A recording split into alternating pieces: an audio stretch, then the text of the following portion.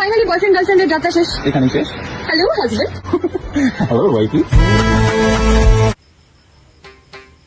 না কাশ আমিও বলতে পারতাম এই 26 বছর বয়সে এসে আমারও যাত্রা শেষ, অ্যাটলিস্ট সিঙ্গেল লাইফে। তোরা খিচুড়ি স্কুল থেকে পাশ করেছিস না? আমার জিজ্ঞেস করছি, হাজবেন্ড ওয়াইফ করছে ওরা। আমার স্বামীর জন্য যাদের মায়া নাই, আমারও তাদের জন্য মায়া। মানে ভগবানও আমার ফিরকি নেয়, খুব ভালোভাবে ফিরকি নেয়, না হলে আমার ফিরেই কেন এইসব ভিডিওগুলো আসে আমি বুঝতে পারি না। আমার কি লজ্জা পাওয়া উচিত না? আমি কোথায়, আমি গর্ত খুঁড়ে ঢুকে যাবো?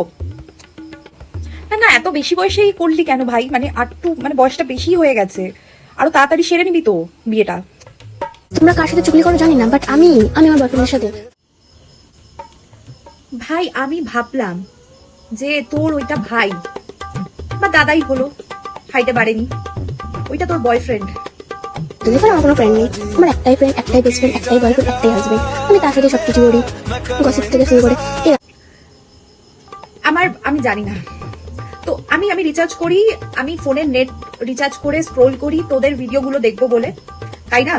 তোরা আমার ফিরে আসবি বলে। কেন আসিস ভাই? কেউ আমাকে 2 টাকার বিষ এনে দে, আমি খেয়ে মরে যাই। আমার বেঁচে থাকার আমি আর কোনো কারণ খুঁজে পাচ্ছি না। তোরাও মরে যা পারলে, তোরাও মরে যা, আমি সহ্য করতে পারছি না। চললাম বন্ধুরা, টাটা।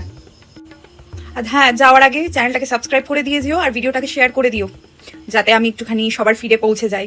অ্যাটলিস্ট আমি ওদের মতো কিছুদিন পরে বলতে পারি যে আমারও কেউ আছে যাকে আমি সব কথা শেয়ার করতে পারি। তোমাদের কথা বললাম।